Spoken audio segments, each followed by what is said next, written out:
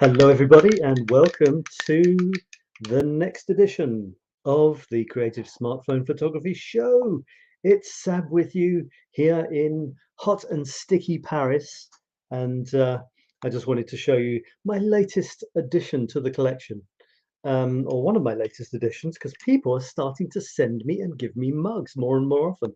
And this one is Chicago, as you can see, and why is that important? Well, it came from my friend Jean in Chicago. Thank you very much. And it's got information about Chicago, and it's got the bean. The bean is a bean-shaped huge thing which has a mirror surface, and you can take incredible shots of the Chicago. I won't show you too much because it's full of coffee and I'll probably pour it on my computer. So hello, welcome. How is your summer been, or how is it being? How is it Chicago being? And have you been taking lots of photographs? Say hello. How are you doing? Tell me who's watching. And thanks for watching. And if you're watching the replay, thanks for watching the replay. I've got a lot of stuff to show you today. I mean, I could show you some Lake District stuff, but I won't because I haven't prepared any. I can show you my Paris stuff. We had a theme for the last couple of weeks, and that theme was through my window. And the idea was you looked through your window and you photograph. It could be any window. It didn't have to be your window, like of your house or your car, but obviously it could be. Look through a window, but not just show what's through the window. You have to show a bit of the window. Otherwise, you don't know that it's through a window. Okay, that was the deal. Through my window. We're going to see some of the amazing things you've come up with. Thank you for playing for that. And also yesterday I had this idea. Bear told me that it was World Photography Day. I didn't know. I was too busy taking photographs. How about you? Did you know? So I invited some of you to share photographs for World Photography Day, and some of you did, because that's the sort of people you are. So we're going to look at all of that and even some of my latest Paris photographs. We've got a comment from hello Sab from Facebook user, and hello Dorothy is here. Hello Dorothy, nice to have you here. Maybe Facebook user, tell me who you are.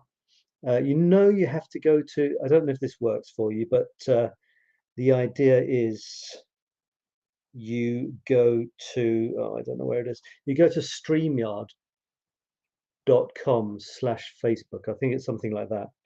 And then it can show me your name.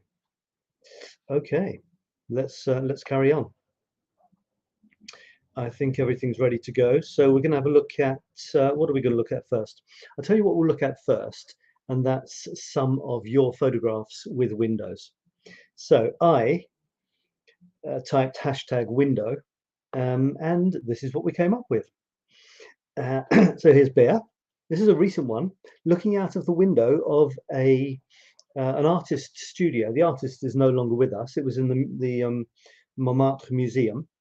And the artist was called Suzanne Valadon, who I think was one of the, most of the Impressionists and stuff. I think it was Impressionists. They were guys, and she was one of the ladies who was also in that scene, the Montmartre scene, I don't know, a century and a half ago or something.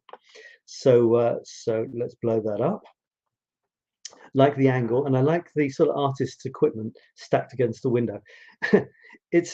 If the theme is through my window, what you can see through the window is a tree, which is fair enough, but there's a lot of sort of, it's an artist's studio. It's not a normal window, is it? It's got those long sort of slats and stuff, letting lots of light in. And I reckon when the artist was doing artisty things, she probably had a lovely view out over Montmartre. But as it is, it's a tree.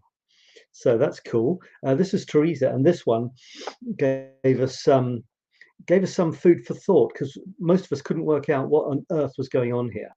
I've got a couple more comments, which is good. Hello, sorry people, I don't know who you are.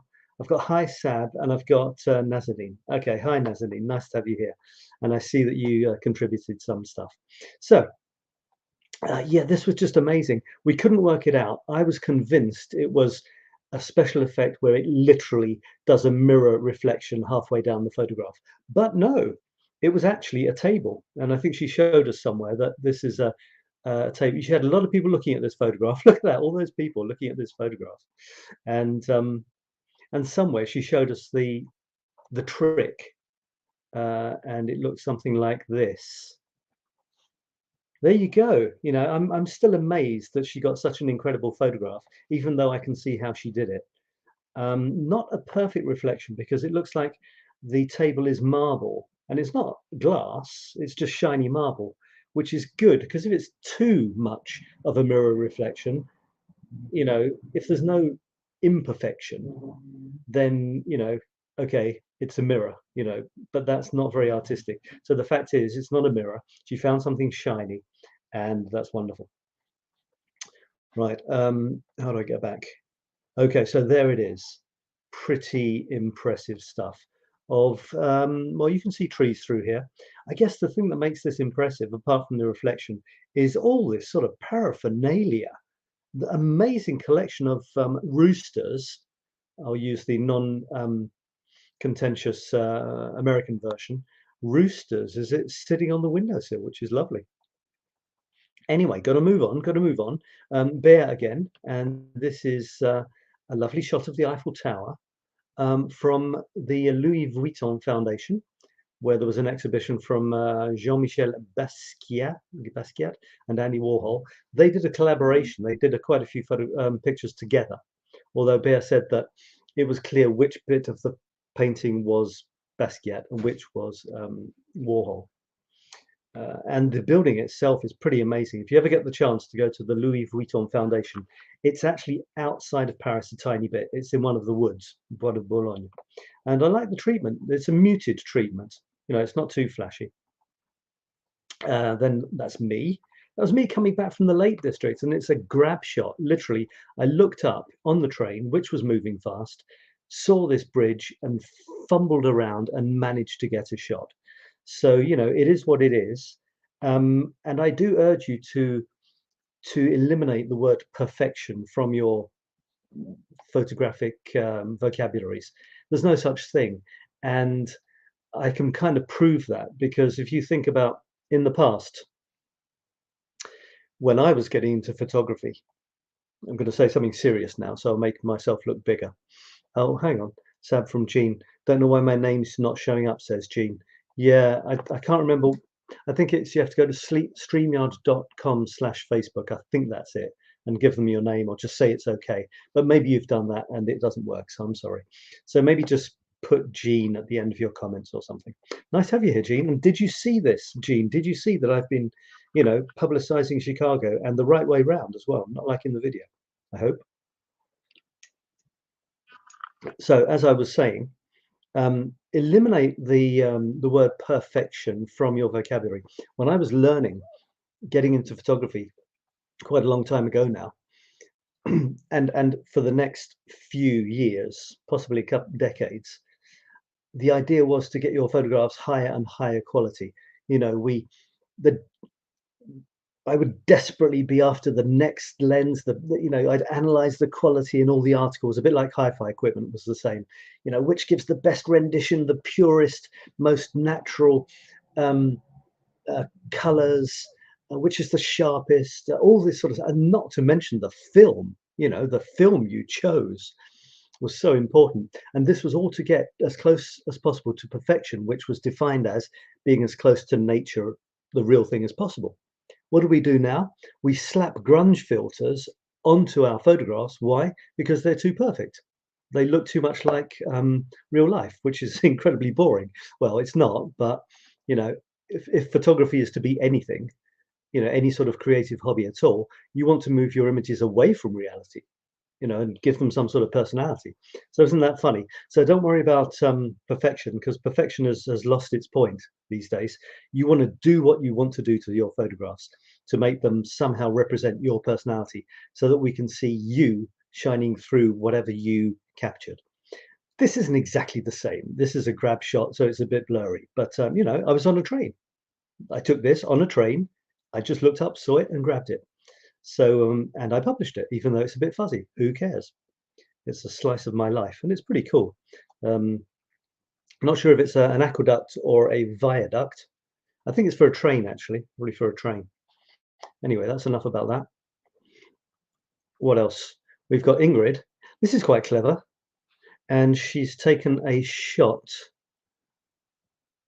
So she says, I thought she was going to tell us sort of a window through a picture, through a window, through a mirror, through a picture or something. But it's pretty cool because yes, I guess it is through a window, but we've got because it's taking a picture of the mirror image. It's a picture taken through a window of a mirror through which we can see her taking the picture through the window. So, you know, clever stuff. Well done, Ingrid, for playing with that. And you can see what's behind the mirror as well. Nice. Bear again, from a window in the Lake District, and this is very muted.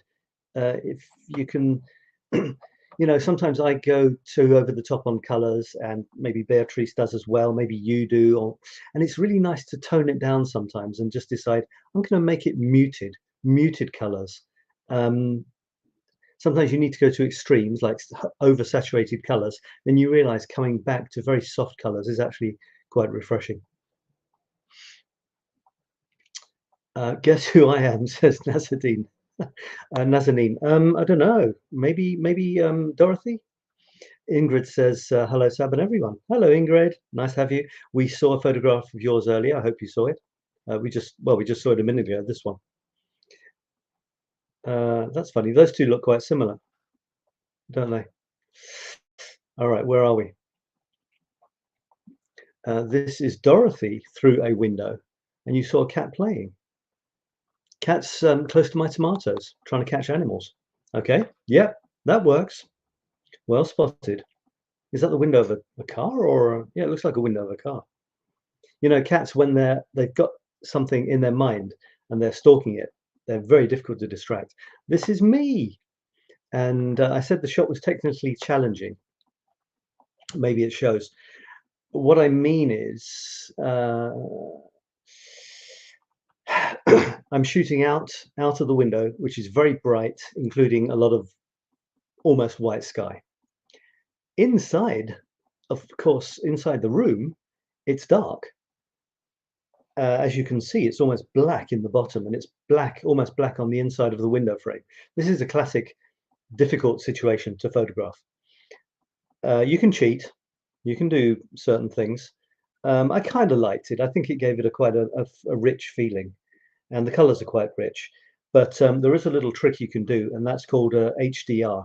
If you know a button on your camera called HDR, it allows you to, it does something clever where it mixes a shot which was exposed for the bright area and a shot which was exposed for the dark area and puts them together, so you get the best of both worlds.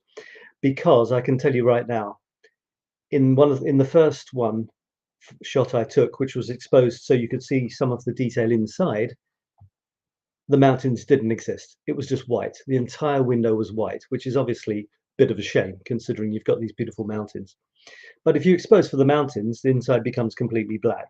So I think I did use HDR in that case. You sometimes forget about these settings, but in some cases it's useful. By the way, we climbed up to the top of that thing there. Yes, we did.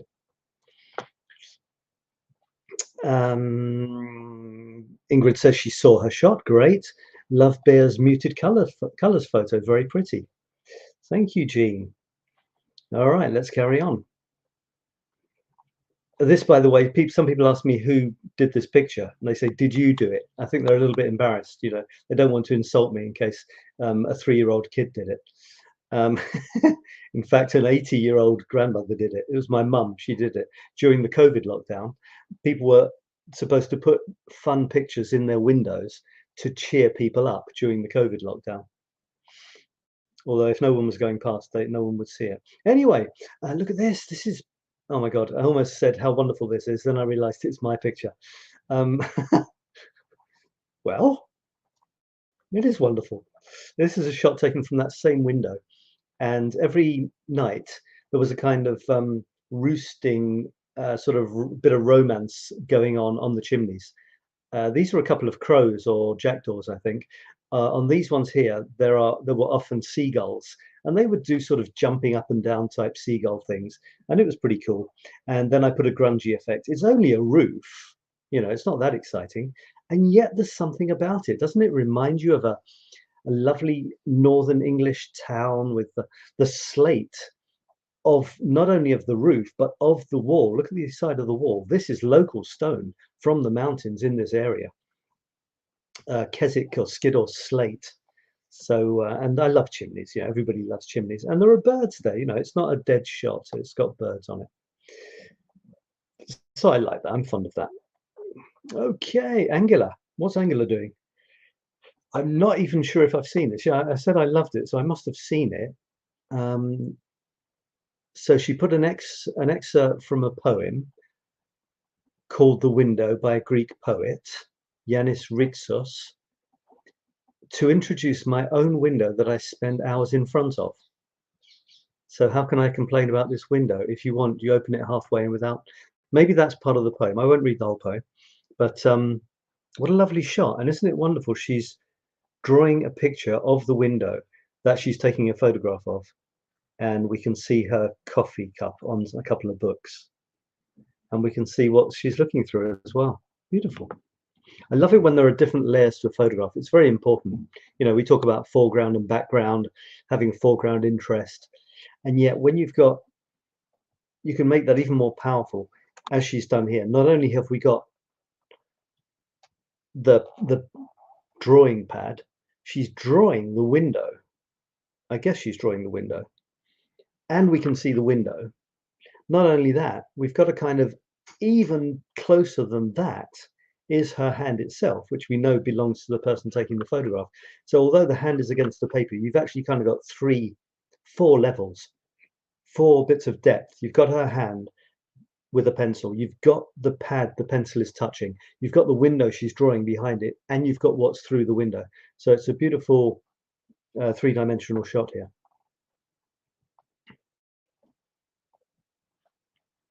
Okay, what else have we got? We've got Ingrid, I love this picture of Sab. Sab's picture, I guess you mean. Thank you very much. Yeah, it's evocative, isn't it? It doesn't need, pictures don't need to be, you know, anything flashy. They can just be a gentle countryside scene, and it's wonderful. It's sometimes nicer to have that on your wall or on your desktop than you know, some big flashy picture. Hello from Kristen. Hello, Kristen. Nice to have you here. We're looking at windows. In fact, we're looking through windows. And what do you know? Here's a picture from Kristen. How about that? What is this? Peering into a mini refrigerator window, offering boxed water. 2 reflections of other windows to the outdoors. Okay, yep. So in that, there are other windows being reflected, and I can see you as well.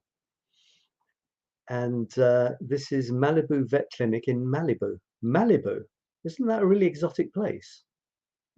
Do people really live there? Malibu, Malibu. Isn't there a sort of a TV series or something? Great. Is better. I'm just kind of wondering, is better? What's better? Is better, is better, is better. Interesting. Okay, Dorothy. I'm going to go a little bit faster now because there's some other stuff I want to show you as well. Okay. Let me just bring that up. Dorothy's done the washing. So here's the results of 2 machines of washing. Thank you for sharing that with us, Dorothy. I can't see your huge knickers or anything, but never mind. Maybe next time you're saving that for us. This is me saying, look, the theme is looking through windows. And this was one that I took from, can you guess? Did I say? Yeah, the Rodin Museum in Paris.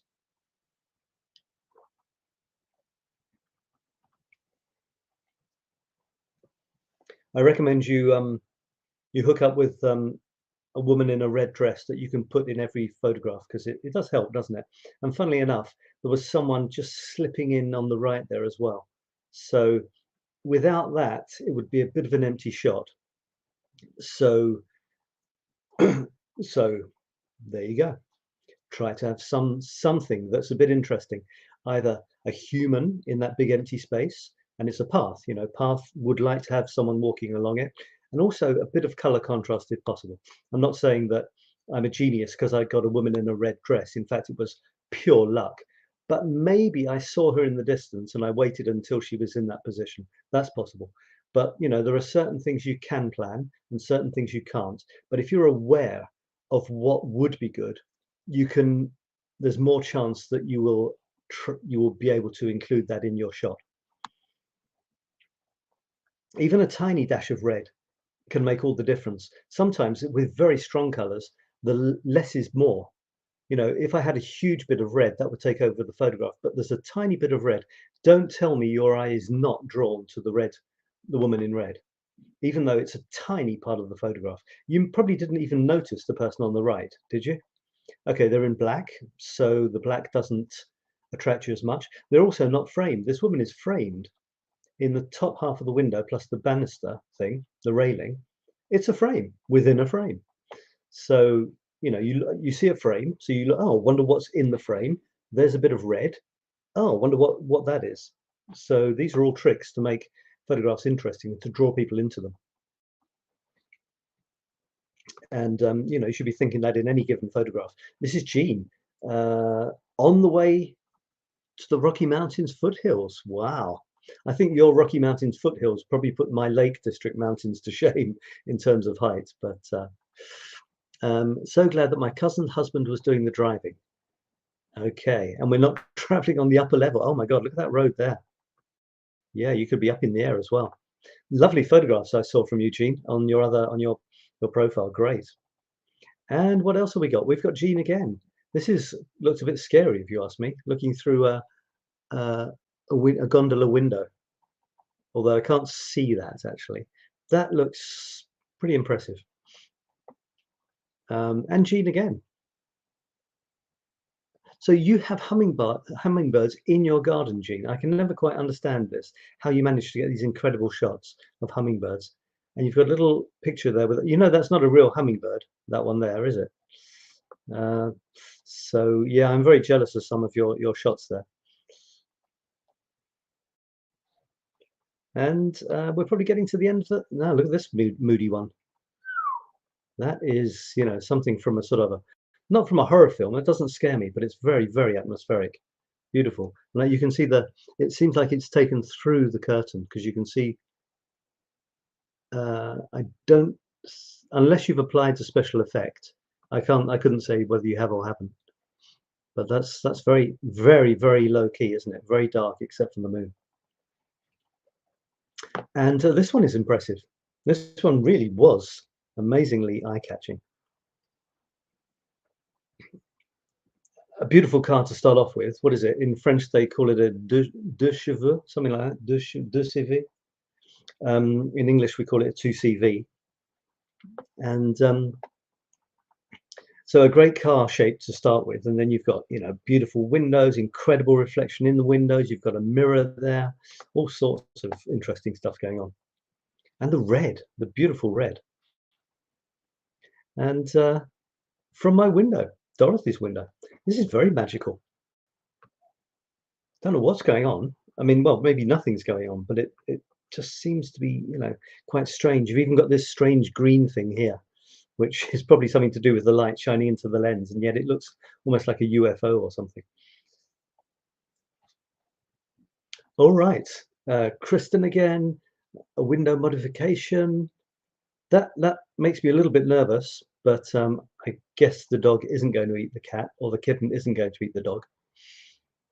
This is me promoting this theme. Now, in this case, you can't see the edge of the window, but the entire window was covered in raindrops, and the focus is on the window, on the raindrops. If it hadn't been, then I wouldn't have included it, because it's not a through the window shot. Oh, it's you. It's sorry, it's Bear's shot, not mine. Although I did take a very similar one. So it's Bear's shot, sorry.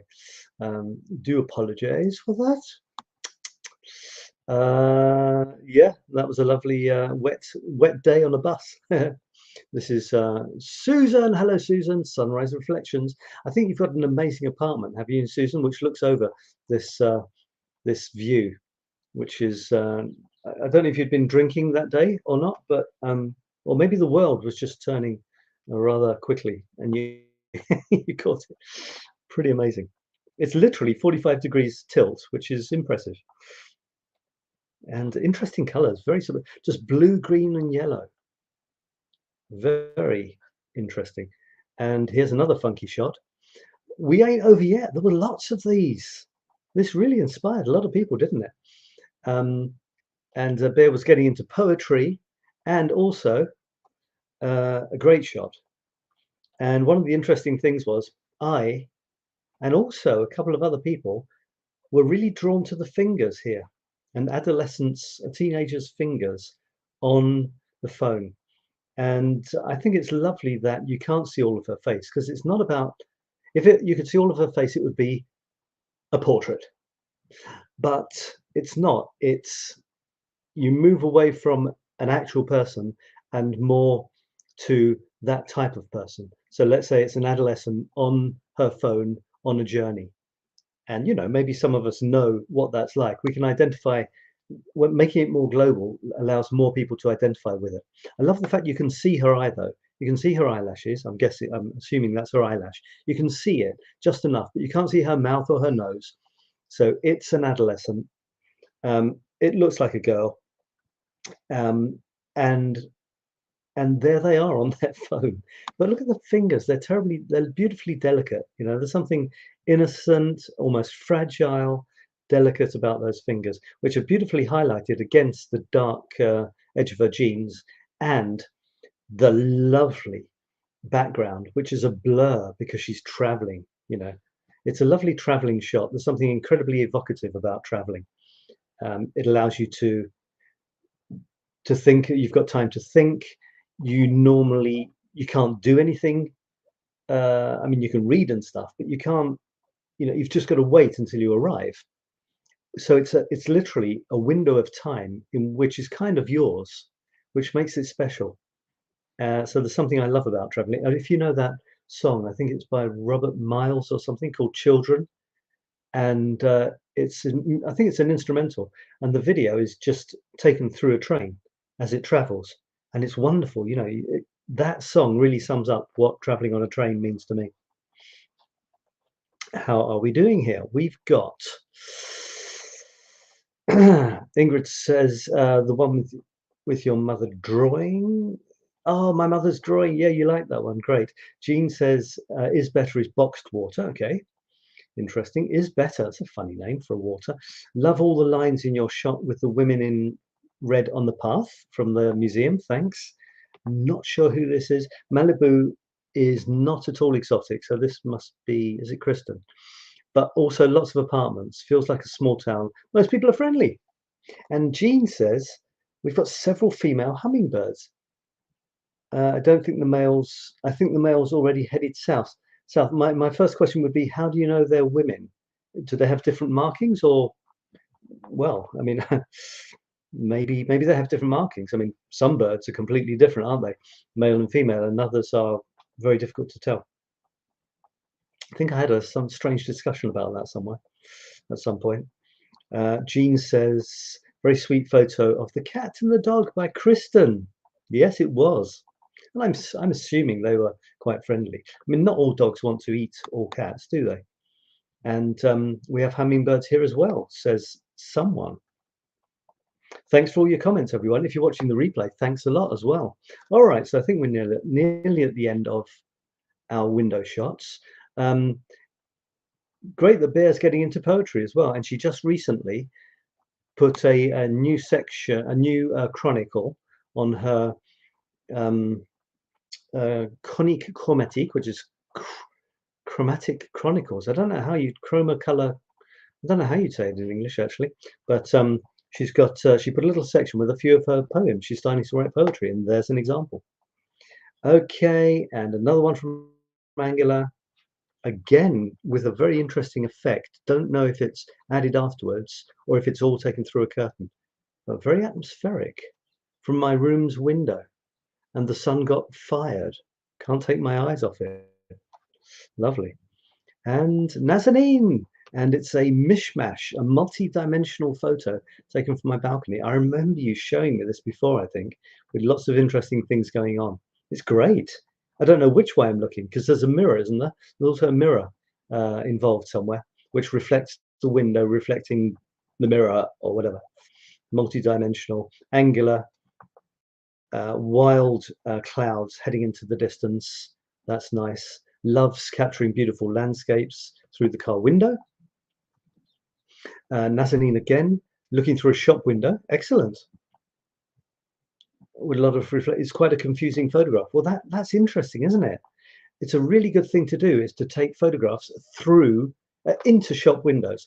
But you've got to make sure, and it doesn't happen at every time of day, it depends, to get sort of 50% what's in the shop window and 50% what's being reflected in it. If you can get that right, then you're onto an interesting photograph indeed. And we're talking London here, I think. There are so many of these. From Bear again, looking through her good old window onto the balcony. And there it is, yeah. I noticed that the tree has grown a lot. The tree has grown a lot, everyone. If you've been following the size of Bear's tree, it's getting bigger, apparently. This is Angela, the route by the sea through the car window while hubby drives. There's hubby. I think that's pretty impressive. What an impressive silhouette. That is superb. He's so beautifully silhouetted against the lovely scenery. And, you know, you can see every individual hair on his moustache, his beard. You can see his eyelashes. That's really impressive. And his glasses. I like it. I like it a lot. Beautiful silhouette. You should put that in Thomas's silhouette group. Oof, I think we're there. I think we're there. And oh my God, here's another one. Now this is where I'm going to try and get through them all. One of the ugliest views I intentionally took through a window. Well, you say it's ugly, but I don't think it is actually. I think it's pretty cool. There's a crane, some sort of crane in there or something. But look at those birds. There's a guy, there's the birds. I think it's cool. I really do. Especially the various windows that you can see there.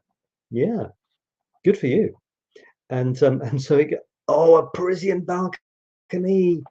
Oh my God, it's Paris. How wonderful. Is it Paris? Yeah, it is Paris. Wonderful. Ah, so cool. And we're still going on. Hang on a second. Yeah. Okay, impressive. Wonderful. I can't see the window though. Okay, and Nazanin. Okay, not quite through the window though, but beautiful sunlight shadows coming through your curtains there.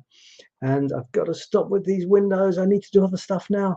Okay, yes, great. I think we're done. I think we're done, folks. Thank you, everybody, for contributing so wonderfully to this theme. Do I have any more time to talk about any more photographs? I have a little bit, yes. Do I have any more comments? I have something from Jean, who's saying the male red-throated hummingbird has red around the throat area. Females don't. I hope there's not going to be a test on this afterwards.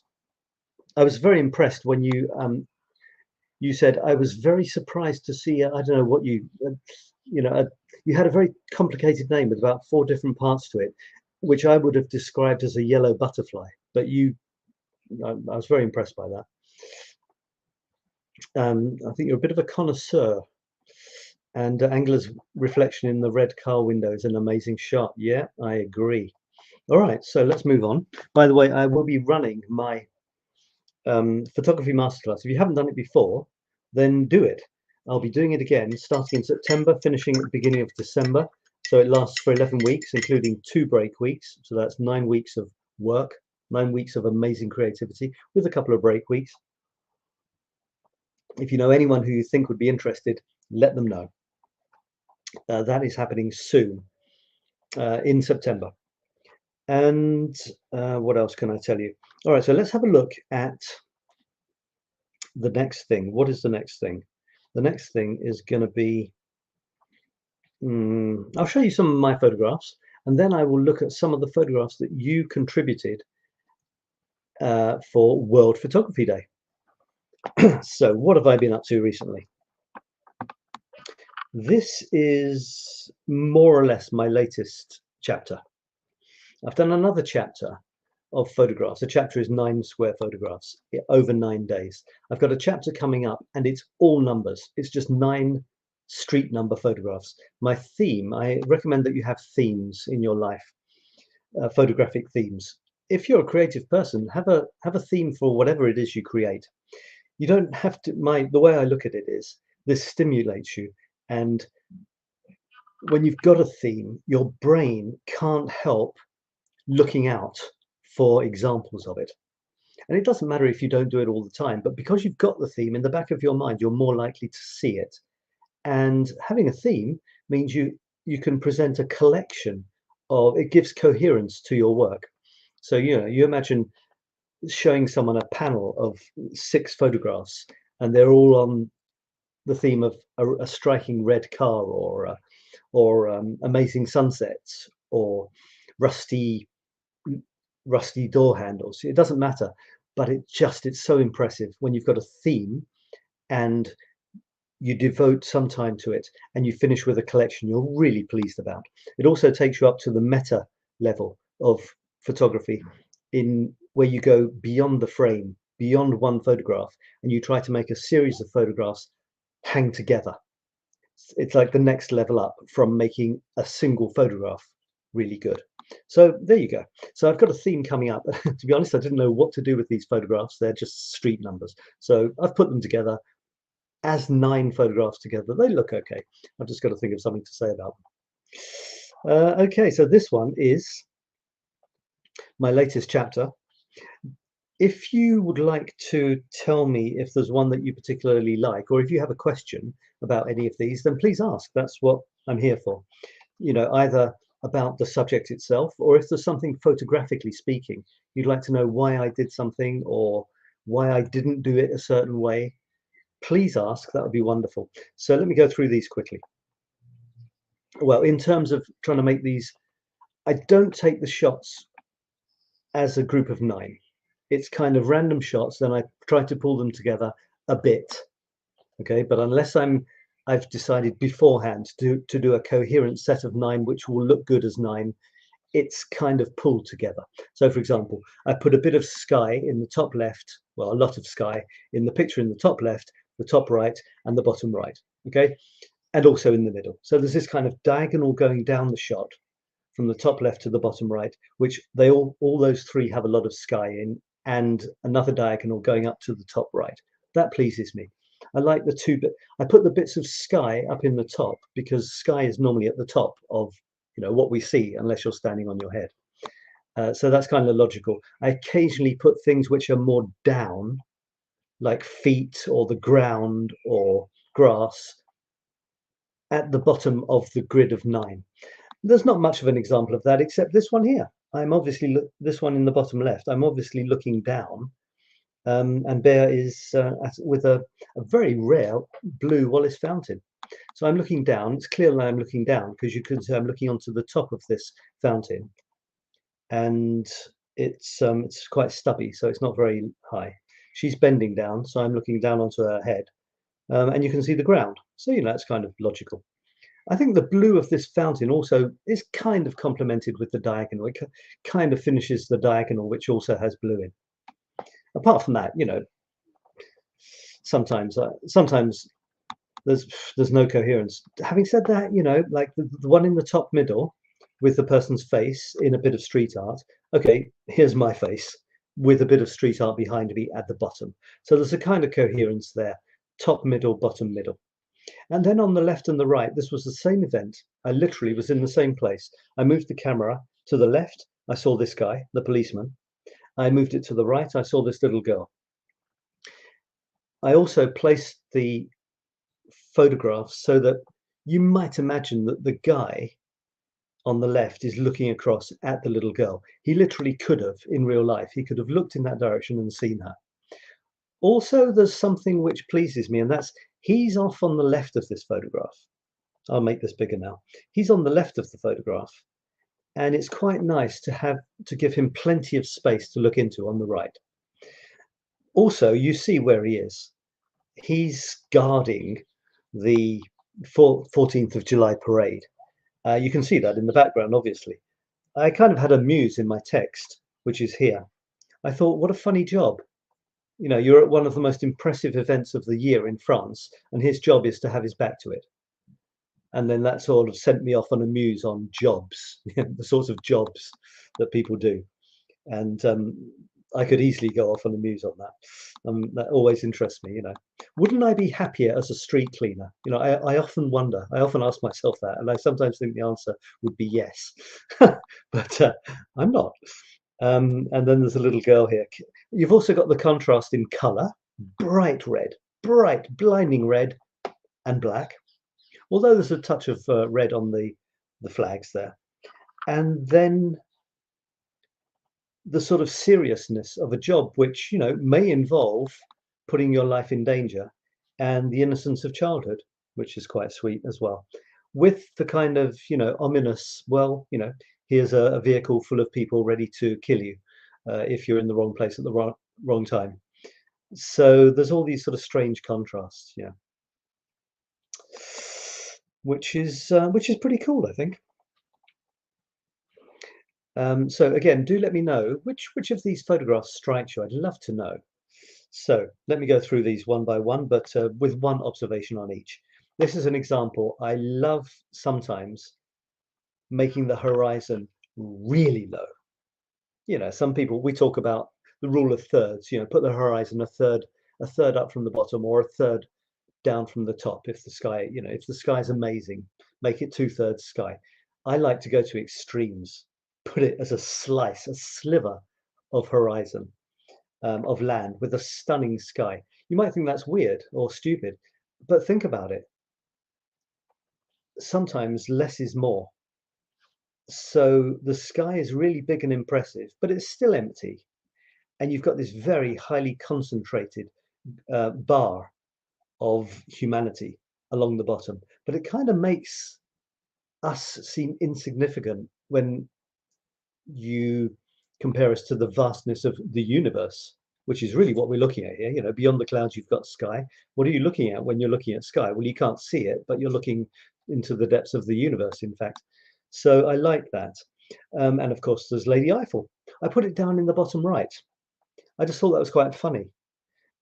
I mean, if I'm going to have the horizon line way down in the photograph, why not have the item of absolute most interest way over on the right? Doesn't that kind of, you know, it's like two extremes, which put them together, and you've just got a photograph which is really odd and I think really striking.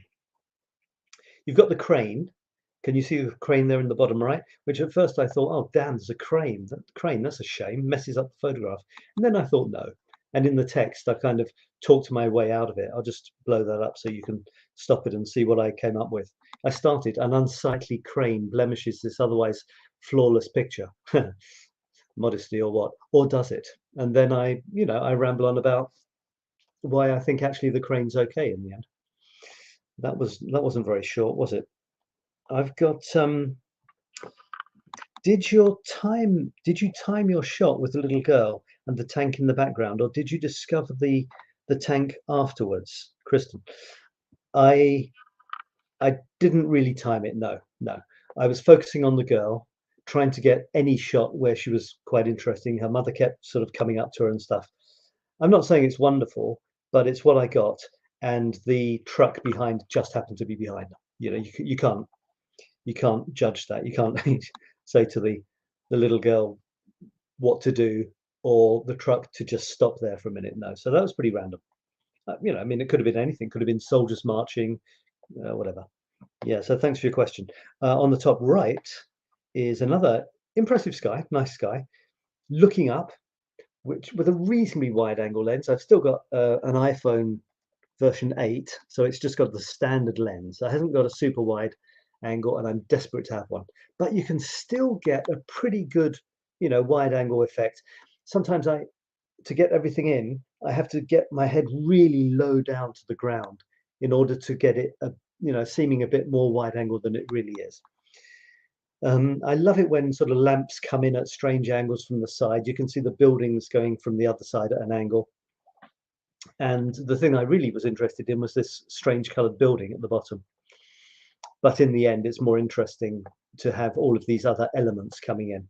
Yeah, so bits of sky are often empty unless you put something in them. So my solution, especially in Paris, is to stick a lamp in. You'll see tons of lamps in my bits of sky, in my photographs in Paris, just because, you know, they're there and it's interesting to have them. Look here, for example,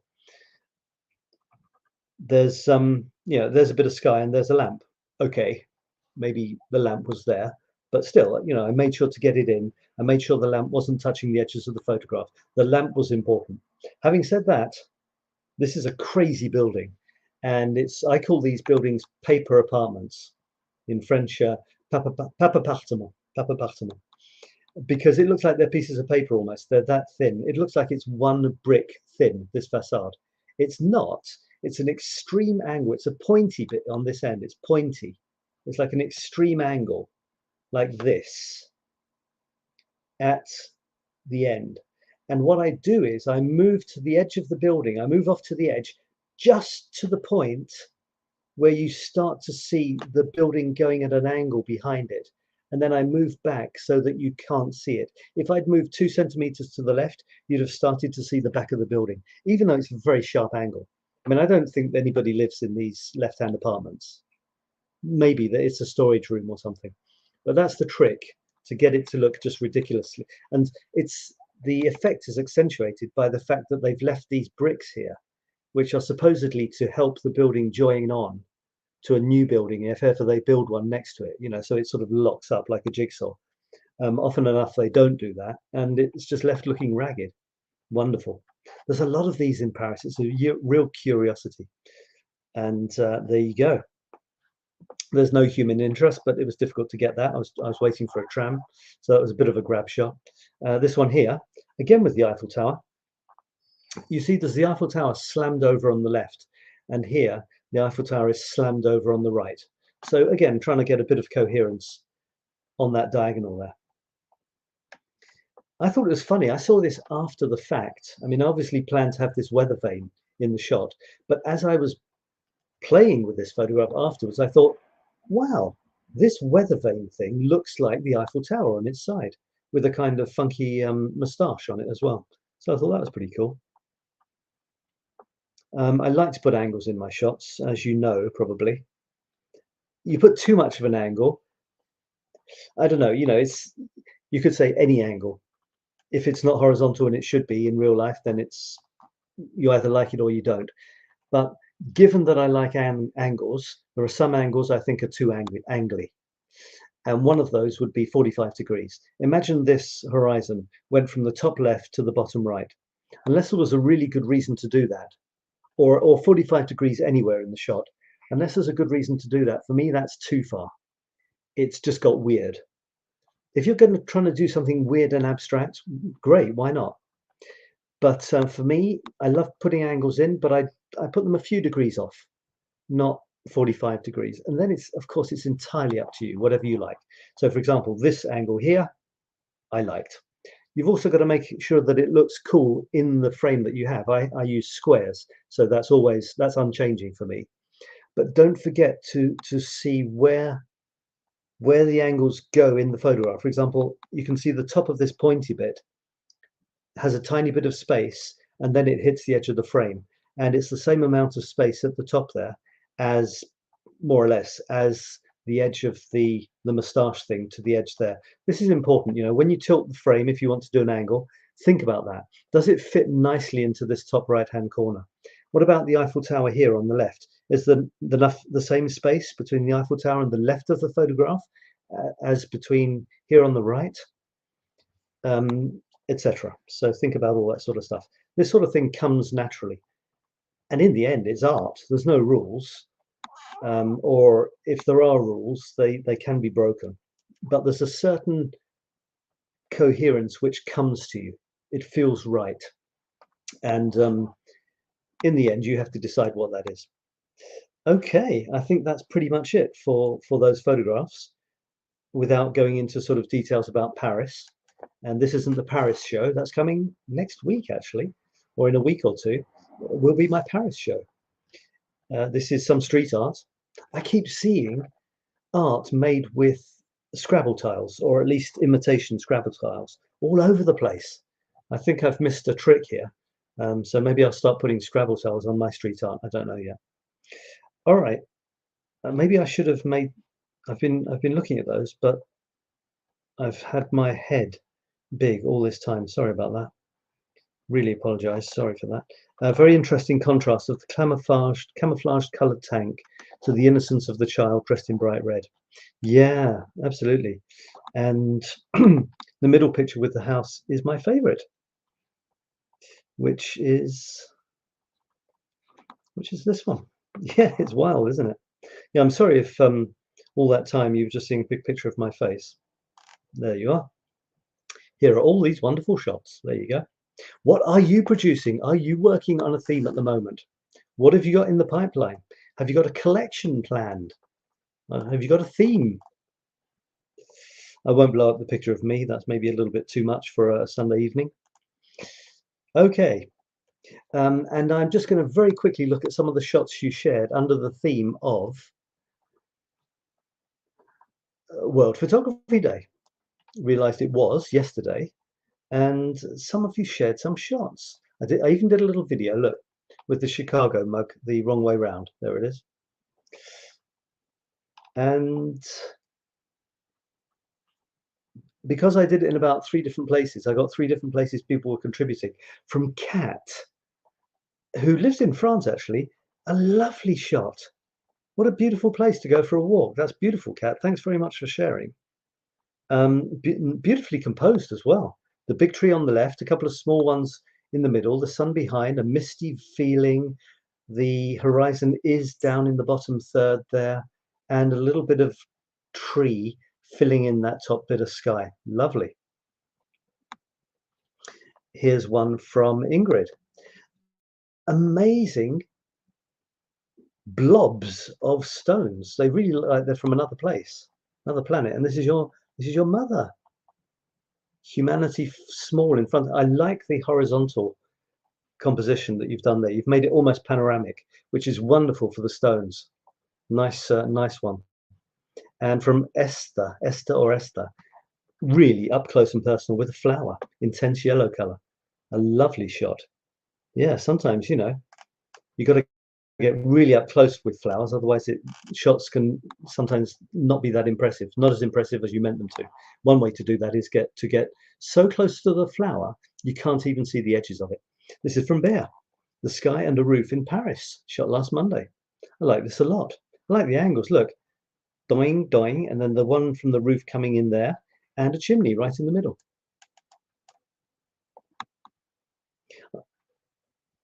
Yeah, I won't do any sort of photo analysis on this. I just think if you could get the clouds looking like there's smoke coming out of the chimney, that'd be cool. And some nice, yeah, it's great. Like it. Thanks for sharing, everyone. We've got more. Alison from New Zealand. Oh, this is she's a fan of Paris, of France, mind you, and this is a town near Lorient in France. Or she needs to check that one on a recent cruise. Love the composition of this photo and the way it turned out. Well, that's wonderful. That's wonderful. I love those higgledy-piggledy houses. They all look like they're on top of each other, don't they? And the typical cobbled streets of a little French town. Beautiful. And this is Dawn. Dawn! I should do this more often. I get people I don't remember being in my circles contributing. The heart of NHS flower basket arrangements. What a wonderful sight to behold when you leave the cardiology department, cheering up my day. Oh, well, I hope you're fine. I hope you're okay, Dawn. That is beautiful, yeah. Great. And there was even another place on my video. I think people contributed as well. Or did they? Yeah. This is from John. Why is there a deer right up close to you?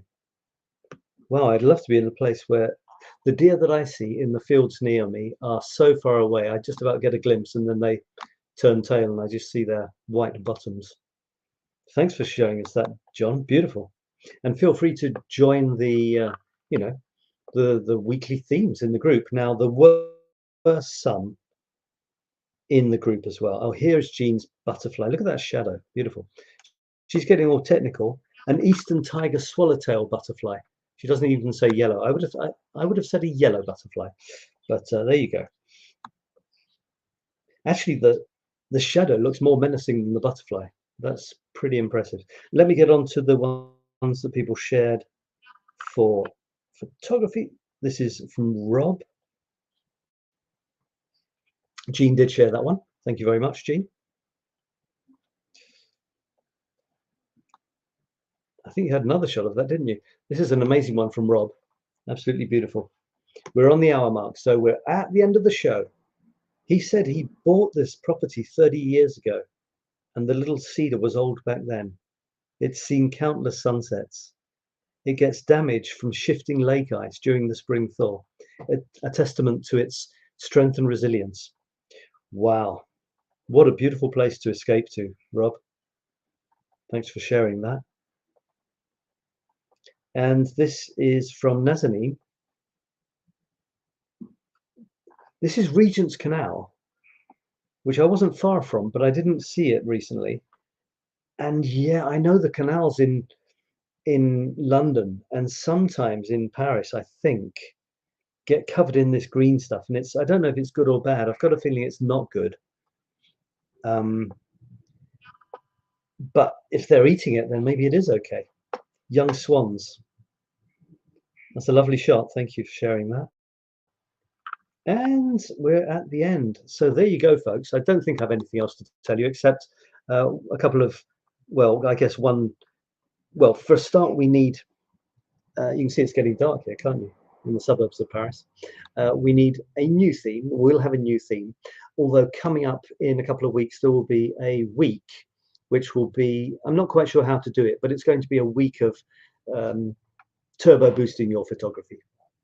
So I don't know if it'll be a similar 5-day challenge to last time or something different. Haven't quite decided yet, but there will be a 5-day type of quest or mini course or something like that coming up in a couple of weeks. Then there'll be a week's break and there'll be I will be starting my smartphone photography masterclass again. So if you know anyone who would like to do that, or if you haven't done it already, join me on that. It's wonderful. It's several weeks of intense photography training and creating amazing photographs like you've never done before. So do join me on that if you can. And I'm also starting a Paris masterclass. It starts officially in 2024. So if you're into Paris, join me on that.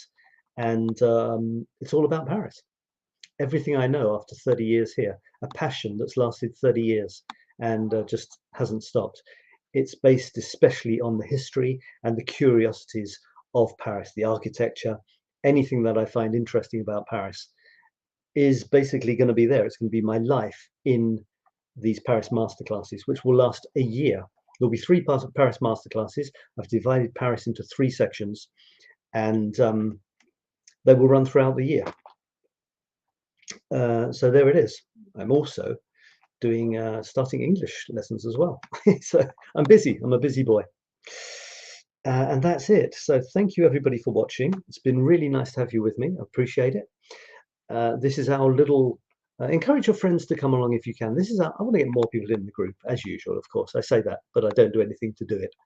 This is our little sacred moment where we can talk about photography together. I kind of feel, although I'm doing the talking, I do feel that we're together in this. And, you know, both the joy of taking photographs, which allows us to express ourselves in a way which is often more powerful than words, and then share how we feel. Sometimes words can be tricky. Having said that, I'm pretty into words as well. Here, for example, I'm reading a book at the moment called First You Write a Sentence. Let me finish by showing you something I did on the train just now. I was on the train coming back, and I took a photograph of me looking, I don't know, idiotic or something. So that's me on the train. You see that? There you go. And a few minutes before that, I took a picture of this book that I'm reading at the moment, called First You Write a Sentence. And then I did some good old SAB magic, and this is this is what I've arrived at so far. Don't know if you can see that. Come on. There you go. First you write a sentence. So I'm as obsessed by words as I am by pictures, to be honest. So you can join my word group as well. Eventually, I hope next year there will be, well, it's planned for next autumn, there will be the creative blog and article writing masterclass, which will be exactly the same structure as my creativity masterclass, which starts again in January, my photography one, but it'll be about words. And I chose the topic blog and article writing because, well, I'm not a published author. I'm not interested in writing a whole novel, but I do love articles. I love poems. I love short stories. I love memes. So those, and on a blog, you can do anything. You know, you can write anything on a blog, really, except a book. You wouldn't publish a book on a blog. So within the theme of a blog and an article, I think it's sometimes the smaller the better. That's why I write every day, but I write a complete thing. It's finished every day. So I have one chance every day to write something with a clear beginning, middle, and end. Try and make it as good as possible, using as many, cool techniques that please me to complement my photograph. So that's coming as well. Thanks for sticking with me, folks. I appreciate you, and I look forward to seeing you somewhere else soon. My next thing will probably be a writing show on Thursday. I'm going to make it Tuesday, Thursday, Tuesday, Thursday. I didn't do it next Tuesday because I don't know, something's happening on the 22nd of August. I'm not sure what, but I thought I'd better leave it free. And then it'll be me talking about words for an hour on Thursday, if you can imagine that. The next Tuesday will be me talking about creativity. The next Thursday will be me talking about Paris, and so it goes on. Thanks for being part of my creative universe. Thanks for letting me be part of yours, and see you again very soon. Happy snapping.